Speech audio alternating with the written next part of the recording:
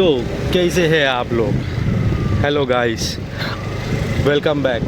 आज मैं आपको TVS का ऑनेस्ट रिव्यू दूंगा ऑफ 6 मंथ्स। इस 6 महीने में मेरा ओवरऑल एक्सपीरियंस क्या है मैं आपको वो देने वाला हूँ। मैंने इस गाड़ी का सेकेंड सर्विसिंग नहीं कराया अभी तक।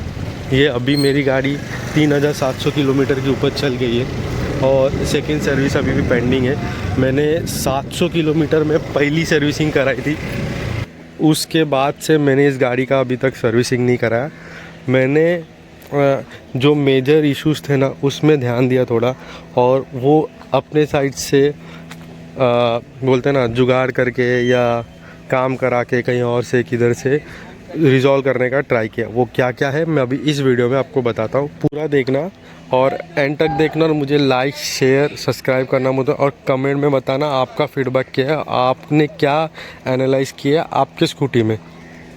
तो सबसे पहला, ये गाड़ी देती कितनी है।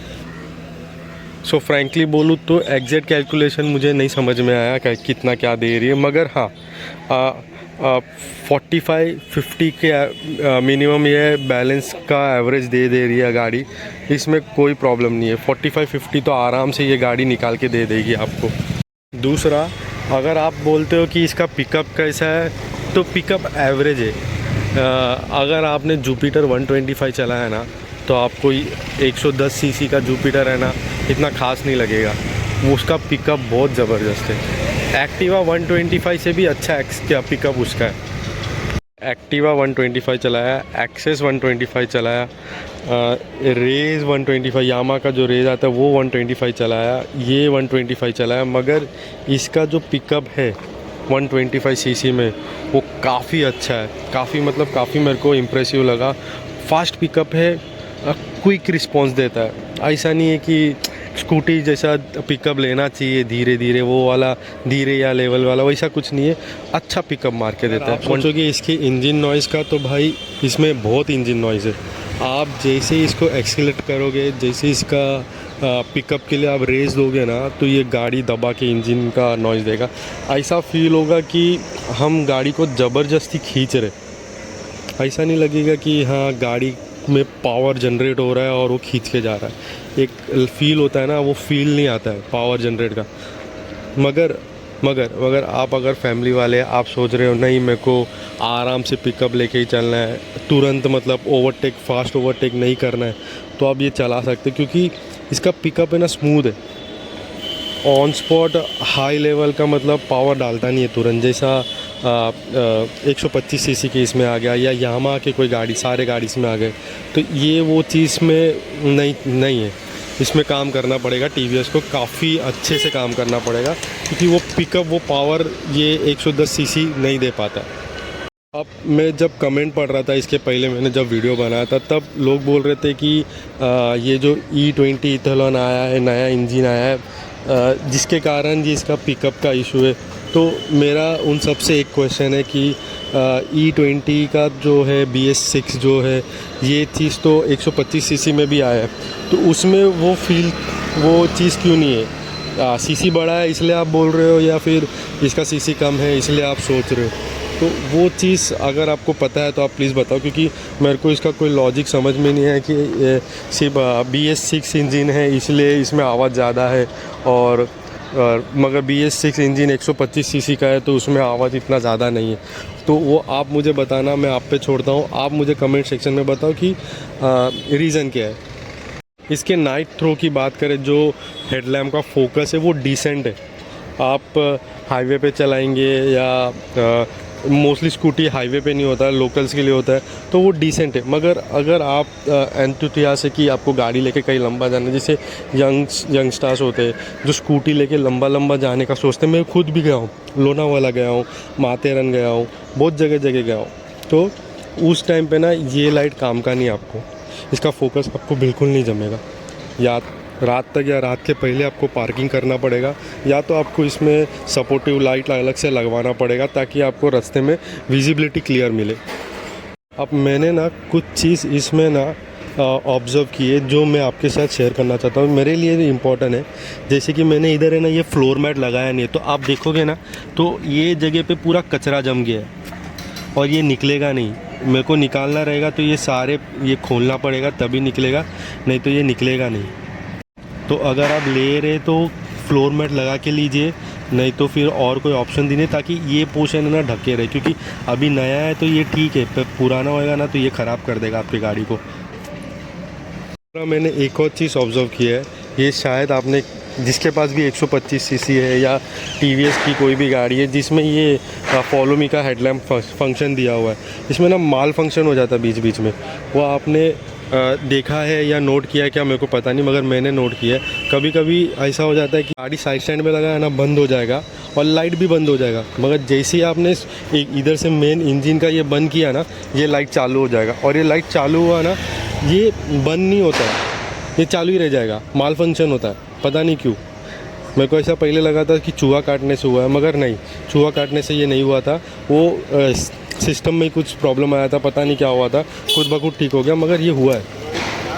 चाबी निकाल लेने के बाद लाइट चालू हो गया, और जब तक आप वो चाबी लगा के ऑन एंड ऑफ नहीं करेंगे ना, ये लाइट बंद नहीं होगा। चाहे आप पूरा दिन छोड़ दीजिए, चाहे आप 10 मिनट के लिए छोड़िए, 1 मिनट के लिए छोड़िए, 1 घंटे के लिए छोड़िए, ये लाइट चालू ही रह जाएगा आपका। अब मैं बताता हूँ आपको कि मैंने गाड़ी में थोड़ा ऐड ऑन क्या किया मॉडिफिकेशन, मतलब मेरे लिए वो मॉडिफिकेशन है। तो पहला तो ये है कि ये गाड़ी में ना मैंने पूरे गाड़ी में ये देखिए नेट लगा के रखा है। ये देखिए आपको दिख रहा रहेगा, यहाँ पर दिख रहा है नेट, यहाँ पर नेट लगा के रखा है। सिर्फ यहाँ पर नहीं, पूरे गाड़ी में लगा है। ये नेट नहीं, ये तो सिर्फ ऊपर का कवरिंग दिख रहा है आपको। इसके अंदर है ना, मैंने गैस पाइप का जो नेट होता है ना वो लगाया। गैस में जो लगता था ना पहले पुराने टाइम में, वो गोल गोल करके एक सलिया जैसा होता था जिसके अंदर से गैस पाइप जाता था, वो वाला लगाया। सबसे बड़ा रीज़न यही है कि मेरे बिल्डिंग में चूहे बहुत है। ऑलरेडी जब टीवीएस वीगो था तब मैंने बहुत प्रॉब्लम फेस किया है चूहे को लेके। सुबह सुबह निकल रहा हूँ ऑफिस के लिए या कभी किधर जाने के लिए, गाड़ी स्टार्ट करने जा रहा हूँ तो देख रहा हूँ भाई पूरा गाड़ी का वायर बंद, गाड़ी चालू नहीं हो रहा। क्यों? पूरी गाड़ी का वायर काट दिया चूहे ने। तो ये प्रॉब्लम फेस होता था, इसलिए मैंने सबसे पहला काम सर्विसिंग के बाद किया क्या, इस गाड़ी में ना जिधर भी है यहाँ से, मतलब ये टेल लाइट से लेके यहाँ तक हर जगह पे ना मैंने वो लोहे का, मतलब गैस का ये करके रखा। फिर भी इसमें चूहा घुसता है, ऐसा नहीं है कि चूहा नहीं घुसेगा, चूहा नहीं काट सकता, मगर वो मेरे को ना जो प्रॉब्लम फेस कराता था ना, वो प्रॉब्लम से मुझे इसने बचा लिया। अभी फ़िलहाल के लिए तो बचा के रखा ना। वो एक्चुअली क्या था, पूरा प्योर मैकेनिकल था। उसमें ना ऐसा सेंसर वेंसर का लफड़ा नहीं था, जैसे कि स्टैंड लगाया तो स्टैंड का साइन आ गया, गाड़ी स्टार्ट नहीं लेगा, उसमें ऐसा कोई फंडा नहीं था। इंजन लाइट दिखे, स्टैंड लाइट दिखे, पासिंग, ये सब कोई फंडा ही नहीं था कि अगर ये किल स्विच बंद रहेगा तो गाड़ी चालू नहीं होगा, स्टैंड रहेगा, सेफ्टी फीचर सब। तो वो स्टैंड रहे कुछ भी रहे, तूने चाबी लगाया कि गाड़ी स्टार्ट होना ही होना। तो मेरे को एक बेनिफिट था कि गाड़ी के पूरी लाइट, पूरी सिस्टम बंद होती थी, इंजन चालू रहती थी, मैं वो लेके मैं सीधा ऑफिस चला जाता था, कोई कुछ नहीं कर सकता था, क्योंकि गाड़ी का लाइट चालू नहीं है। मेरे को ऐसे भी स्कूटी में मेरा हाथ बहुत साफ़ है, मैं सिंस 2011 से स्कूटी चला रहा हूँ, तो मेरे को मेरा हाथ साफ़ है, तो मेरे को उसमें प्रॉब्लम ही नहीं आया। और मैं ऑफिस चला भी जाता था, आ भी जाता था, मेरे को इतना टेंशन, मगर वो एक सेफ़ नहीं है। लाइट नहीं चल रहा, हॉर्न नहीं चल रहा, कुछ चालू नहीं है, सिस्टम इलेक्ट्रिक सिस्टम पूरा बंद रहता, सिर्फ इंजन चालू रहता था और ब्रेक मैनुअल नहीं था तो ब्रेक लगता था। ये क्या ठहरा, कॉम्बो ब्रेक। आगे का ब्रेक दबाओ तो पीछे का भी दब जाएगा, पीछे का ब्रेक दबाओ तो आगे का भी दब जाएगा। तो मेरे को अभी तक इसका पता ही नहीं है कि अगर एक साइड का ब्रेक ख़राब हुआ तो दूसरा साइड का ब्रेक यूज़ हो सकता है कि नहीं। वो वीगो में था कि भाई अगर फ्रंट ब्रेक टूट गया, ये लीवर टूट जाता था बार बार, तो ये टूट गया तो मैं इस ब्रेक से पूरा मुंबई घूम के आ जाता था, मेरे को कोई प्रॉब्लम नहीं था। जस्ट एन एग्जांपल दे रहा हूँ कि मेरे को इस चीज़ का प्रॉब्लम नहीं था। मैं जब तक बीच रास्ते में अगर टूट भी गया ना, तो मैं रिटर्न मेरे जगह पे आके, मेरे होम प्लेस में आके मैं इधर गैरेज में ठीक करा लेता था। तो इस चीज़ में मेरे को इसमें वो चीज़ नहीं पता कि ये चीज़ उसमें हो सकता है कि नहीं। इसमें ये एक प्रॉब्लम हमेशा रहने वाला है कि इसमें फास्ट फ्यूल भरेगा तो ये हमेशा यहाँ से ओवरफ्लो हो ही जाता है, मतलब स्प्लिट आउट हो ही जाता है। तो इसका कोई भी सॉल्यूशन नहीं है, मगर इसका एक बेनिफिट भी है। टीवीएस वीगो में आपने पुराना टीवीएस वीगो जो था ना, वो या जुपिटर था, उसमें देखोगे फ्यूल लीड है ना बाहर था, ठीक है। वो फ्यूल लीड बाहर पीछे साइड होने के कारण है ना, उसमें से बारिश का पानी जाता था, गैरेज में लेके आके मुझे वो ठीक कराना पड़ता था, पानी निकालना, ये करना पड़ता था। जैसे जैसे गाड़ी पुरानी होगी ना, वैसे वैसे आपको कोई ना कोई प्रॉब्लम्स दिखती रहेंगी। इसमें वो नहीं आया मेरे को, मतलब अभी नया है अंडरस्टैंड, बट वो जगह इस तरह प्लेस किया हुआ है और इतना स्लैंट में ना, ऑलमोस्ट कितना 80 डिग्री के आसपास है, तो मेरे को वो बारिश का पानी उसमें होल्ड हो या अंदर जाने वाला प्रॉब्लम अभी तक आया नहीं है। तो फाइनल एक चीज़ बताओ कि मोस्टली सबका एक ही क्वेश्चन था कि इसका वाइब्रेशंस का प्रॉब्लम सॉर्ट हुआ है क्या नहीं, तो मैं आपको दिखाऊंगा। इसमें ये पानी का बोतल लास्ट टाइम रखा था, इस बार भी रखता हूँ, और वाइब्रेशन का प्रॉब्लम सॉल्व किया है कि नहीं मैंने अपने साइड से, वो दिखाता हूँ।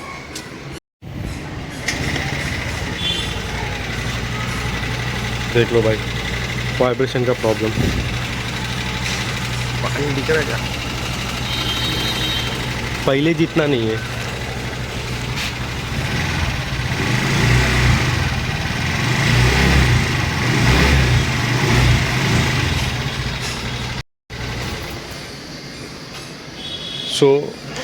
जो वाइब्रेशन मुझे पहले फ़ील होता था ना, वो वाइब्रेशन मैंने कम करा लिया है। कैसे करा है बताऊँ? तो जो मेजर पैनल गैप्स थे ना, जिसके मतलब जिधर जहाँ पर कुछ मैं फिट कर सकता था, वो रबड़, छोटा रबड़ होता है, वो रबड़ ना मैंने वो जगह पे लगा दिया। तो जो वाइब्रेशन जहाँ से ज़्यादा ऊपर फैलता था ना, वही वाइब्रेशन को मैंने कम किया, बस और कुछ नहीं। जहाँ पर भी देखता था कि पैनल गैप से इसका कुछ कर ही नहीं सकते, क्योंकि यहाँ पर ना बहुत पैनल गैप से, ये जुपिटर में यहाँ पर पैनल गैप से, ठीक है, ये देखिए, फिर यहाँ पर पैनल गैप से, फिर यहाँ पर पैनल गैप से, तो ये सब पैनल गैप्स ना ठीक नहीं कर सकते, ये मैन्युफैक्चरिंग है, तो वो हर किसी को सेम ही मिलने वाला है।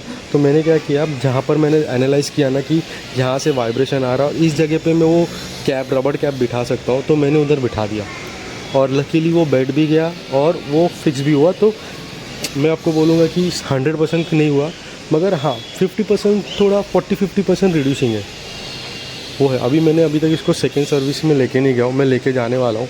तो ये एक बहुत ही अजीब है बोलना, मगर हम जो बोलते हैं ना टीवीएस का कि फ्री सर्विसिंग है, पहला 3 सर्विस फ्री है, सब कुछ, आपको ऐसा माइंडसेट होता रहेगा कि भाई मैं अपनी गाड़ी लेके जाऊँ, वो धुला देंगे, ऑयलिंग कर देंगे, पॉलिश वॉलिश करके देंगे, कुछ छोटा मोटा रहेगा तो ठीक कर देंगे, वायरिंग का कुछ रहेगा तो कर देंगे। नहीं भाई, सर्विस फ्री है मतलब आपको सिर्फ मैन पावर का कॉस्ट नहीं देना है, लेबर कॉस्ट नहीं देना है।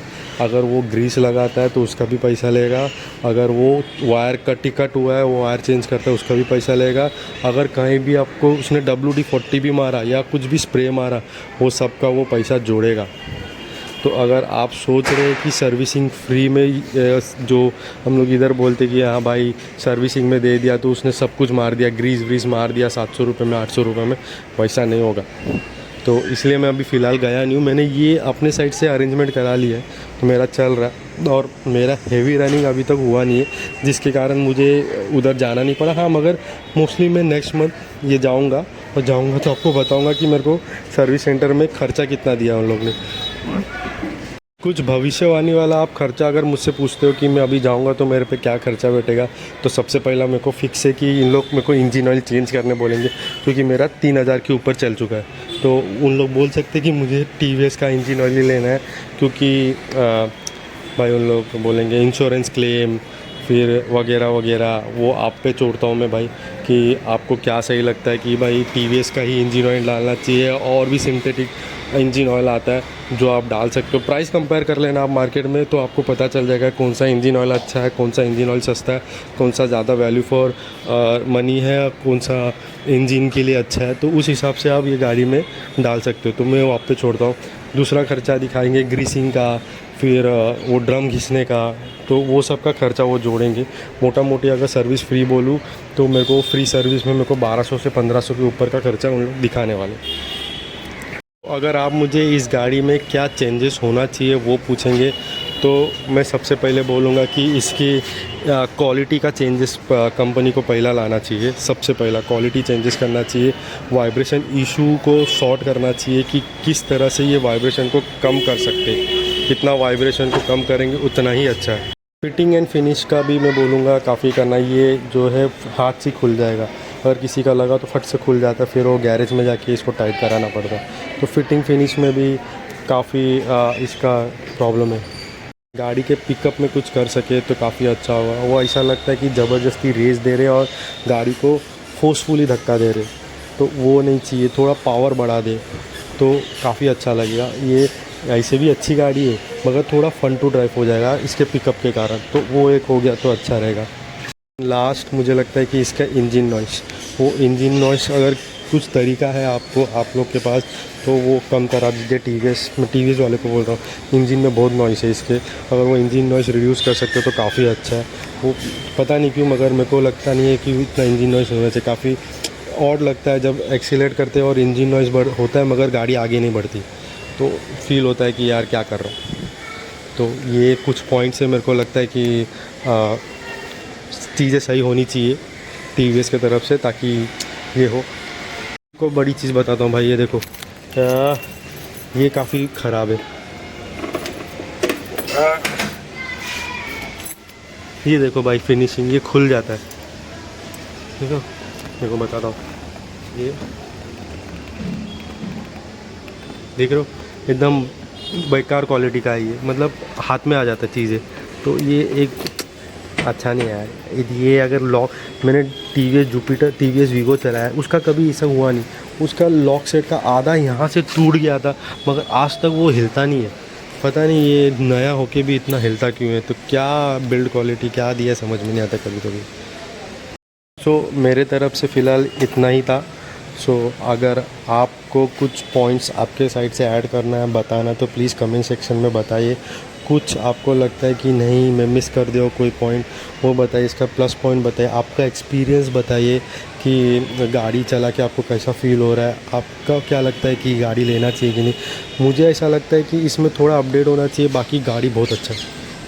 तो अगर वो अपग्रेड होता है गाड़ी में तो बहुत अच्छा चलेगा ये गाड़ी। इस गाड़ी नेक्स्ट लेवल है, इसका फ़ीचर्स भी नेक्स्ट लेवल है, ऐसा फ़ीचर्स कोई देता भी नहीं है। आप अगर देखोगे ना बाकी जगह पे ये फ़ीचर्स कोई गाड़ी में नहीं देते, अब भी देना शुरू हुआ है, एक्सेस में आना शुरू हुआ है। एक्टिवा ने अभी तक इतने सारे फ़ीचर्स दिए भी नहीं है।